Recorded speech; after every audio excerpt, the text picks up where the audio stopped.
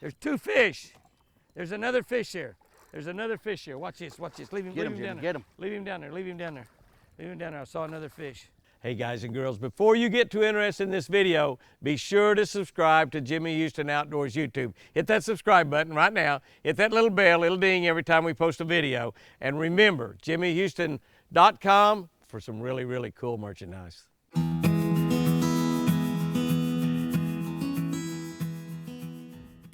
Oh, he's not little at all. I'm fishing on the St. Lawrence River today with Will Clute. Will is the top guide up here on the river. He's got some guys guiding for him, does a lot of guiding. They regularly catch 100 fish a day. Now we may not catch 100 fish, I don't know, but I know we're gonna catch one. That I know for a fact. Will's a great guide up here, great friend. No, we're gonna catch two. He's got another he's one. off. Oh, he broke me off. Oh, he broke him off. That's terrible. Oh, that's a good way to start right there. That's a good start on a great day is what I'm talking about. A good start on a great day right there. That's a good fish. Now, we're going to catch them a lot bigger than that. That's a nice smallmouth. We catch that size smallmouth all day long and have a day of a lifetime, but we're going to catch bigger ones. There's one. Got him. Get that one? Yeah, got him that time. I've missed like 3 straight casts. I've had to bite 3 straight casts and missed them. There's a good one. Yeah, a nice one. Might be smaller ones I'm missing out there or something. Got him on a swim bait, Jimmy. Whew. Get a hold of him. Get a hold of him. There we go. There you go. He's little. That's all right. Nice. That's all right. We'll start small and work our way up. That's a deal. That's a deal. We'll start small and work our way up. Got him? There we go. We got him. You know what? There's a lot of small ones. Is why we're missing them. I mean, I know there's big ones right here too, but there's some small ones. I think that's why we're missing a lot. Those little ones are grabbing a hold of the ends of the worms and stuff. Swim bait? Swim bait. These are one of the baits I make, Jimmy. It's my bait company, Gajo Baits. I use, how you say that, Gajo? Gajo, yeah. Gajo? Gajo? Well, it's pronounced Gajum. Gaju. And that means fish in our Mohawk language. Oh, really? Yeah. Gaju. Got it. Gaju. A little swim That's bait. what you got in your hands, a fish. That works pretty good. Yeah, that's proof right there they work. Yep. There's one. The go. big ones are right up there in front of us. That's a good one right there. I'm moving just a little bit. I pulled a deal up. I was moving just a little bit. I'll put them back down. The great big ones are right up there in front of us. I saw 2 of them come up. I mean, really big ones. Jimmy? Really big. Yeah, I got a nice one right here, but I saw 2 really big ones come up. We've been missing some of these here. God, this is a good one here. Oh, that's a big one. Oh yeah, look at that. Oh, look at that beauty. That is a giant. You need me to get him or you got him? I'll get him. All I can do is, oh, that's a giant. Oh my gosh. All I can do is break my line or break the rod. Yes! I can break my line or break the rod. I didn't break either one. That is a giant. Hold still, guy. Hold still. Look at that fish. Wow. We're talking about, I'm probably missing all those because they're small. But that's probably true because probably the bigger size ones are going to get it good. We're not going to miss it. But this is just barely hooked. Look at that. And here's the deal. This fish has been caught before. You see that right there? That's been caught before. I caught it over on this side. That fish has been caught before, probably within the last week or so. That's a big 4.5 pound fish. I mean a dandy. I don't want to kiss her on the bad side there. She might. Wow! That, doggone all these latches. Wow, I love it, I love it, I love it. Now, did that fish hit it or did you just feel it load up? No, I felt a good tick on it, yeah. Yeah, it grabbed it pretty good. It grabbed it pretty good. See my bend in my hook? It's not bad. I got hung up a minute ago and I straightened my hook out. I got just a little lucky stick sinking worm. You know, these things will catch them just about anywhere in the world, I promise you. Woo! Did you see that jump? Did you see that jump? He jumped 3 foot in the air. 3 foot in the air. Oh man. How can you not love smallmouth bass? Golly, look at that. That's a nice one too. That fish jumped 3 foot in the air, I'm telling you. That's a good fish right there. Oh my goodness. They don't know, try to pull me out of the boat. They don't know how to quit. You see this, after all of that, jumping 3 foot in the air, you'd think that would tire them out. Trying to throw my worm off, and he did. Get him, Jimmy, yes. Trying to get rid of my worm. Look at the size of that fish. Look at that. Look at that. Is that cool? Man, oh man, oh man. That is a beauty. Ah. Yeah, that is a gorgeous fish. My gosh. Oh my goodness. There you go, baby. Lucky stick. You know, those sinking worms, there's a lot of different brands out there. One of the things I like about a lucky stick is it starts out at 6 inches. And a lot of times when you're fishing, you mess up that little bit right at the top, and you can bite it off and fish with it. And you can bite off an inch and catch 3 or 4 fish and still have 5 inches left and go down to 4 and 3 inch worm. And you know, we put them on, we save a lot of them. We'll save the end of them, put them on a little jig, make a Ned rig out of them. It works out really, really good. That's a great fish. He hit it once, and then he just, I just let it sit there. He missed it. Or I think he they dropped may it, be. and I just let it fall back in, and he. I think some of them may be on beds out here, and they're picking the tail of it up because we've missed a lot of fish. Ooh, that sounds like a good one. They're all good, just some of them's gooder. That's a nice one. Oh, that's a good one. Ah! You got one, Jimmy? No, I'm just trying. Come on, Jimmy, we got to get a double. I will do that. I'm gonna hold your spot while you're out fooling with that one. I'll hold your place for you here, just in case he's got a friend. That's the one good thing about smallmouth. When you find them, they usually have friends. They're not usually by themselves. They usually have buddies. So when you find them, fish that area really, really, really hard. There might be 4 or 5 there. There might be 100 there. Exactly. See, and he's starting to get those marks, those dark marks on his lips. And we're starting to see more and more fish. Yep, look at the belly, it's full of eggs. One of the biologist guys told me that those black marks are a sign of a real healthy population of smallmouth. Really, really.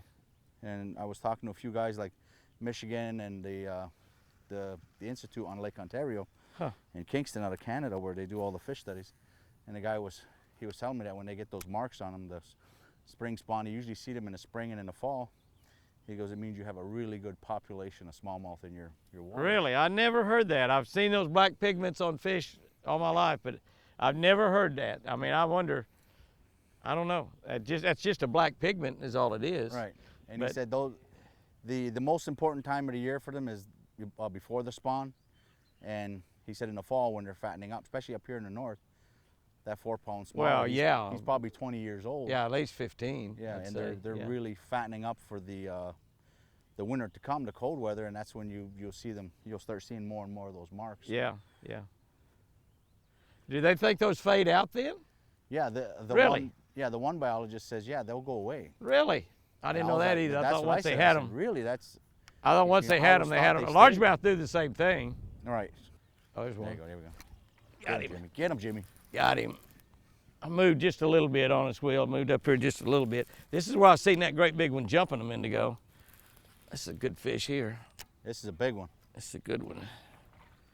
He's mean son of a gun. May not be bigger than what we've been catching, but he sure thinks he is. Oh, look at that fish. That's a beauty. Look at that fish. That is a beauty. I need to retie. Oh, that's a nice one. I'm gonna break off swinging one of them in here in a minute. Come here, baby. Oh, up here in this boat with me. Hold still. Hold still, baby. Hey, and he didn't throw my worm off. Now, let's see if I can get this hook out without injuring myself. Way to go, Jimmy! God, it's a beautiful fish. Let me tell you, Will probably doesn't want me to tell you this secret, but we have moved like 150 yards from the boat ramp. We have a river that goes 1,000 miles. How long is that? It's not 1,000, but it's probably 200 or 300 miles, isn't it? Yeah, it's roughly about 300, 350 miles, somewhere in there. So it's a big river, and we ran 100 yards.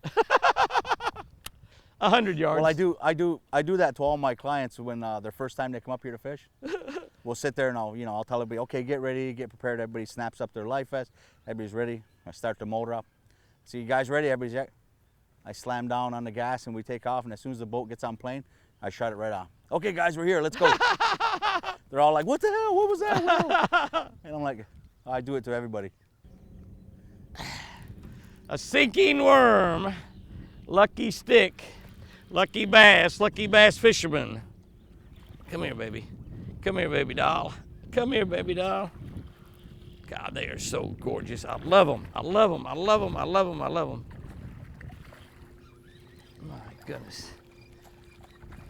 Oh, come up here in this boat, baby. Come up. He threw the worm off, but it stayed in the boat. That's the way you're supposed to do it. Throw it off and let it stay in the boat. My hands are so cut up. I can't hardly put any pressure on anything. Probably cut my hook in two here using these side cutters. Beauty. It looks like we're sitting right out in the middle of the river right here, and actually we are. But what's happening here is these rocks are coming way out here. We put the power poles down, you hear them go and hit in the rocks. And we're in a little high spot, and it drops off on that side and drops off on that side because, as Will said, the island used to be a whole lot larger. And so we're here up on this spot here and fishing the edges of the high spot. You can see the bottom right here. We're only like a couple feet deep right here. Well, mine says 1.9, so that's pretty close to a couple feet deep. Pretty close to a couple feet deep. And another one bites another the one dust. strikes. Woo! Oh, that's a nice one. That's a nice one. I'm gonna save your spot. I'm gonna save your spot for you. Just so you'll know where to throw when you get that one in. I think this one he picked it up and he dropped it, and I went to set the hook and didn't feel him, and then all of a sudden he came back. Came This- back, this got is it. a good one. Is that on the swim bait or are you on a sinking worm? No, I'm on the sinking worm. Yeah. On the stick. Here we go. It's right here. Something made a big bull right there. It wasn't my trolling motor. Trolling motor's totally off. It's a big Oh, one. that's a big one. This is a big one. That's a big one. I have to get down in the seat here. What pound test line you got on there? I'm using a braid with an 8-pound fluorocarbon leader. Yeah. There's two fish. There's another fish here. There's another fish here. Watch this, watch this. Leave him, Get leave him, him Jimmy, down there. get him. Leave him down there, leave him down there. Leave him down there. I saw another fish. I saw another fish. It wasn't as big as that one. There's another fish swimming with him. He must have seen the boat finally. He wasn't as big as that one, but he was a nice one. Come on. That's something. There we go. Look at that one. Yes. Oh man, that's a hog. That's These pretty are close to just 5 pounds. Beautiful, healthy smallmouth. That's pretty close to 5 pounds. I mean, these aren't as big as the one Jimmy catches, but I mean, they'll do. They'll do. Nice. I've caught some look just like that. Kind of hard to tell them apart. They all look like brothers and sisters. 5 pounds. 5 pounds. No, not 5 pounds. 5 pounds, Roland Martin. 5 pounds. Not a 5-pounder. But a good one. I haven't even thrown a spinnerbait in here. I gotta throw a spinnerbait. I have to throw a spinnerbait. I keep saying that and I keep throwing. It's a nice fish though. This is the worst landing I've ever done. 3 pounds. On Roland's scale, that's a 6-pounder.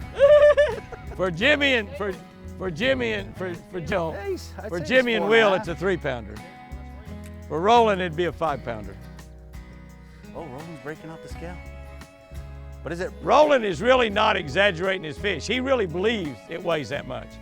He said, oh, surely he don't think a 3-pounder weighs 5 pounds. And I said, he believes it. There's one. There's one on Get him, it. Jimmy. Jimmy Houston Oh, spinnerbait. it's a good one, it's a good Legend one. spinnerbait. Yeah, legend. Woo! I love it when they do that. You can't help it. For some reason, when a fish jumps, like a sailfish, everybody screams. It's like better than sex, maybe. Woohoo! And you can do this all day. Yeah. Oh. I caught that one on a Legend spinnerbait. And I've got, that's a pretty one right there. I haven't been throwing it. All I've been throwing is that Lucky Stick all day. I picked me up that's a half ounce. Yeah, it's a half ounce. Picked me up a half-ounce Legend spinnerbait with some round blades on it. Got a big Colorado blade and a little kicker blade there. Chartreuse and white. Actually just happened to have it tied on my rod. I thought I'll throw that thing out there a little bit and see what happens. I'm running it right on top of the water. You can run a spinnerbait slow and catch smallmouth, and you catch them well. You can slow roll it, or you can run it right on top of the water. And honestly, I think you catch bigger fish and more fish running that bait right on top of the water. There's just something about the waters that smallmouth live normally pretty clean, pretty clear water. And you got that bait right on top. They can see that thing from 20 or 30 feet away. And so they'll come up and get it right off the top of the water. And they hit it so viciously. Sometimes they'll just come and pick it off the top. Most of the time, that's why I call them brown rockets.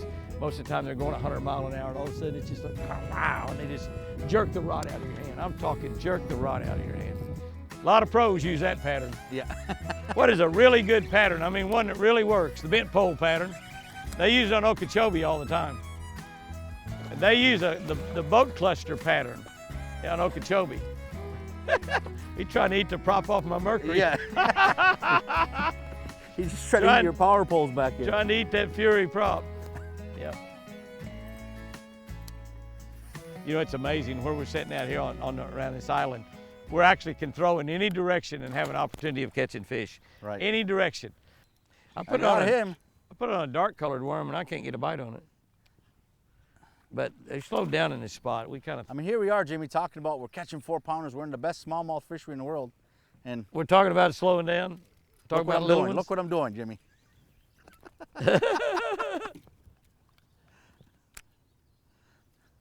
But it's nice even to catch these little guys. I like them all.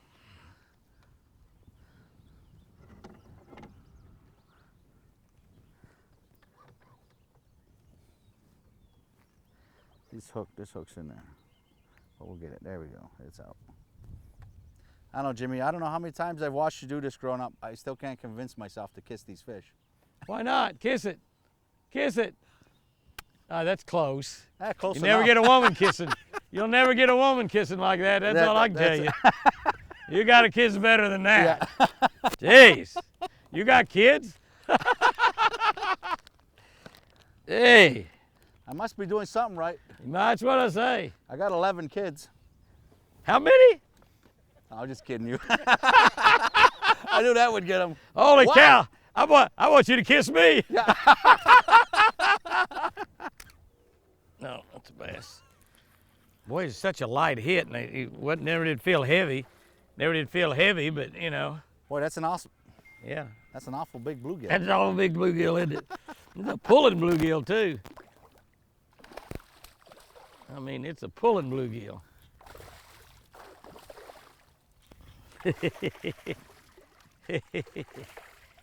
Come here, baby. Come up here, baby. Oh, come in this boat. Oh, get in this boat with me. I